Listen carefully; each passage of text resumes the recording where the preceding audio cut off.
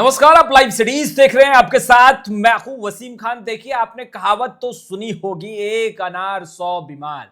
और अब देखिए, बिहार की राजनीति में ऐसी ही तस्वीरें जो है वो निकलकर सामने भी आ रही है। धुंधली तस्वीरें धीरे धीरे साफ होगी, मगर हम लगातार अपडेट दे रहे हैं।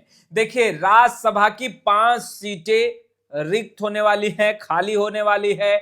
और देखिए, जिसमें से 2 आरजेडी के कोटे की सीट भी खाली होगी। और देखिए, तेजस्वी यादव बड़ा मास्टर प्लान तैयार कर रहे हैं, तो वहीं खिलाड़ियों के खिलाड़ी ओवैसी बनने जा रहे हैं। कैसे बनेंगे वह भी बताएंगे। देखिए, पवन सिंह, उपेंद्र कुशवाहा और अब जीतन राम मांझी भी अड़ गए हैं राज्यसभा के लिए। हमारे साथ फ्रेम में आपको वरिष्ठ पत्रकार, जाने माने पत्रकार रवि उपाध्याय सर दिख रहे होंगे। आज हम आपको बताएंगे कि राज्यसभा में 5 जो सीटें रिक्त हो रही हैं, तेजस्वी यादव कैसे एक सीट वो अपने पाले में कर सकते हैं।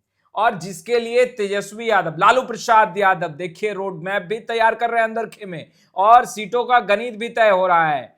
हम सीधा सवाल लेंगे बिना वक्त जाया किए हुए। सर, 5 सीटें खाली हो रही हैं, जिसमें से 2 ऐसी सीटें हैं जिसमें अभी फिलहाल आरजेडी के जो पहलवान हैं वो राज्यसभा में है।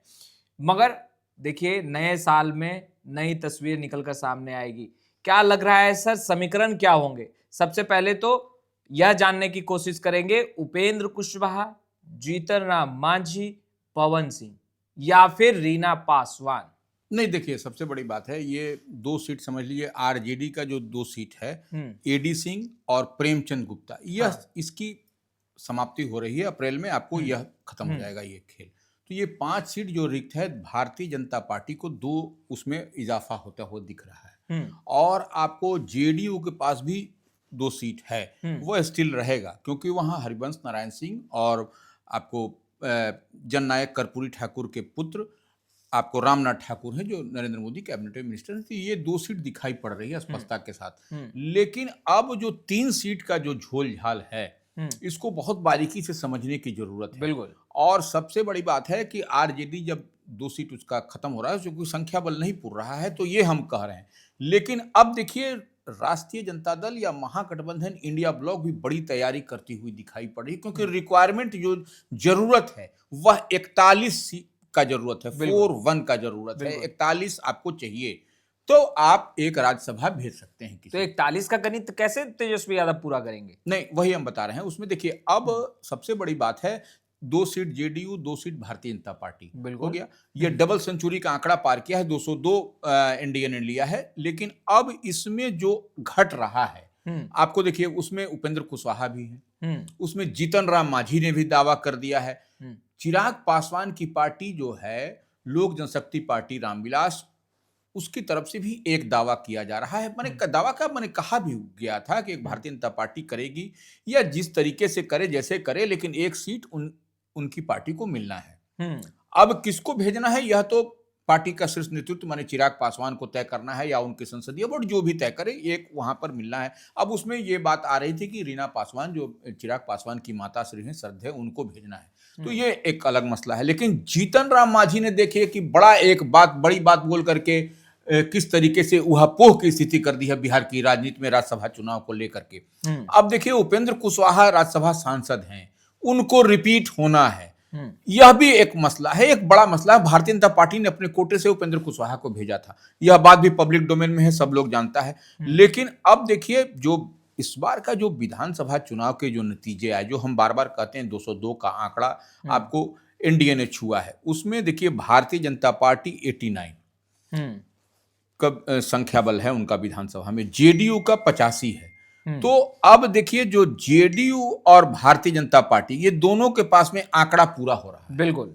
आप देखिए, भारतीय जनता पार्टी का 89 है, तो उसमें 41 अगर यदि आप जोड़िएगा तो 82 आ जाएगा। बिल्कुल, 82 और 2 सीट उसके पास, फिर भी 2 वोट कह लीजिए, 2 सीट उसके पास बचता है। अब आप देखिए, जेडीयू के पास आइए, जेडीयू 85 है, 85 है, तो उसको भी अगर आप जोड़ते हैं तो 41 आपको 82 हो जाता है। बिल्कुल। उसके पास में कितना बच रहा है? 3 3 बच रहा है, बीजेपी के पास 7, बीजेपी के पास 7 और ये 3। अब आप नीचे थोड़ा सा खसकिए कि आपको चिराग पासवान की पार्टी का 19। अब आप आइए हिंदुस्तानी आवाम मोर्चा का, वो अलग है उनका 4। उपेंद्र 5 उपेंद्र कुशवाहा का 4।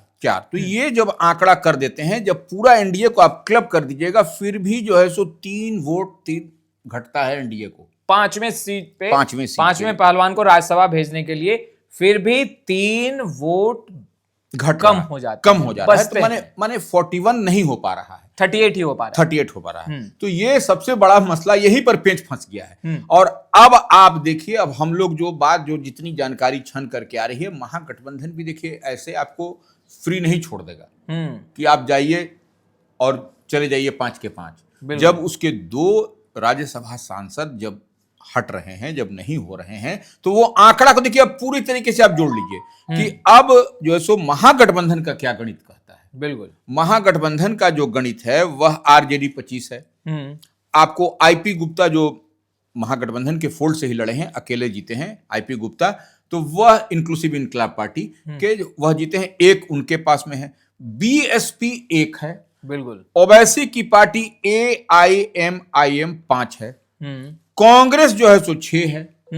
तो अब आप इसको जोड़ दीजिए, 41 की संख्या पूरी हो जाती है। 41 की संख्या पूरी हो जाती है महागठबंधन। क्योंकि सीपीआई-एमएल भी 2 है, सीपीआई 1 है। बिल्कुल सीपीआई-एमएल और सीपीआई दोनों को आप जोड़ दीजिएगा, 2 और 1 3, तो ये पूरा आंकड़ा आपको 41 हो जाता है। बिल्कुल। तो ये आप जब 41 का आंकड़ा संख्या बल पूर रहा है, तो 1 सीट महागठबंधन के पास में, तब इसमें पेंच फंस रहा है। अब इसमें पेंच फंस रहा है कि ओवैसी की पार्टी, जो वरिष्ठ ओवैसी की पार्टी है एआईएमआईएम, वह 5 सीट कैसे क्यों समर्थन करेगी। एक सवाल जहन में आ रहा है सर, चुनाव के वक्त ढोल पीटे जा रहे थे और यह ढोल जो है वो एआईएमआईएम के नेता पीट रहे थे लालू राबड़ी आवास के बाहर। अख्तरुल इमान जो प्रदेश अध्यक्ष, बिल्कुल, उन्हीं के नेतृत्व में साथ आने के लिए। बिल्कुल। तो अब जब उस वक्त तेजस्वी यादव, लालू प्रसाद यादव ने महागठबंधन का हिस्सा एआईएमआईएम को नहीं बनाया, तो अब जब जरूरत आन पड़ी है, क्या ओवैसी की पार्टी साथ देगी? देखिए, अब वही हम बता रहे हैं कि ऐसे अगर यदि ओवैसी को जोड़ लीजिए, आपको सीपीआई, सीपीएम, आपको कांग्रेस, आरजेडी, तमाम जो आईपी गुप्ता, ये लोग तमाम बीएसपी, सब लोग मिल जाएगा, तब 41 का आंकड़ा पूर रहा है महागठबंधन का। अगर यदि आप बात करिएगा तब तो आरजेडी से तब कोई महागठबंधन से कोई आदमी जा सकेगा। लेकिन अब देखिए यहां पर पेंच है, ओवैसी क्यों देंगे?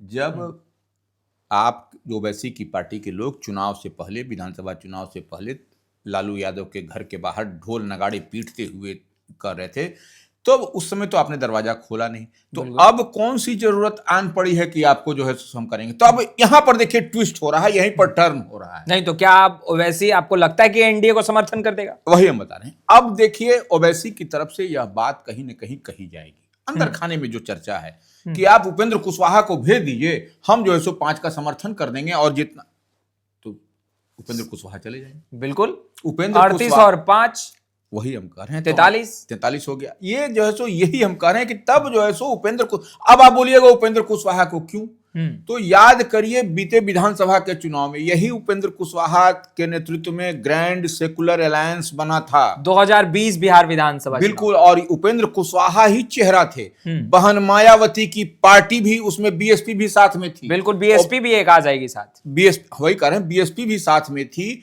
और ओवैसी की पार्टी भी साथ में थी। उपेंद्र कुशवाहा की पार्टी, वही उपेंद्र कुशवाहा ही चेहरा थे, अन्य कई जो है सो दल भी साथ में थे। लेकिन उस समय याद करिए, उस समय कौन जीता था बीएसपी से? जमा खान जीते थे। बिल्कुल, याद करिए उस समय, बिल्कुल, जो आज एनडीए के फोल्ड में है, जेडीयू के साथ में पाला बदल लिया, पाला बदल।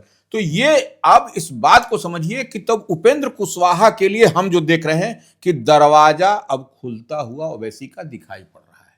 अच्छा, उपेंद्र कुशवाहा के लिए निश्चित रूप से ओवैसी जो है सो कि उनकी पार्टी मदद करेगी, अनलेस और अनटिल कि एनडीए उनको जो है सो उम्मीदवार, ये शर्त होगा निश्चित रूप से। चिराग मानेंगे? देखिए, आप चिराग नहीं मानेंगे तो क्या होगा, जीतन राम मांझी नहीं मानेंगे तो क्या होगा, नहीं मानेंगे तो झुंझुना लेके बैठे रहिए, आपका 1 सीट चला जाएगा। ऐसे तो एनडीए को 1 सीट मिल रहा है ना, उपेंद्र कुशवाहा जा रहे हैं ना, सिटिंग राज्यसभा सांसद हैं, फिर जा रहे हैं, तो इसमें दिक्कत कहां है, परेशानी कहां है?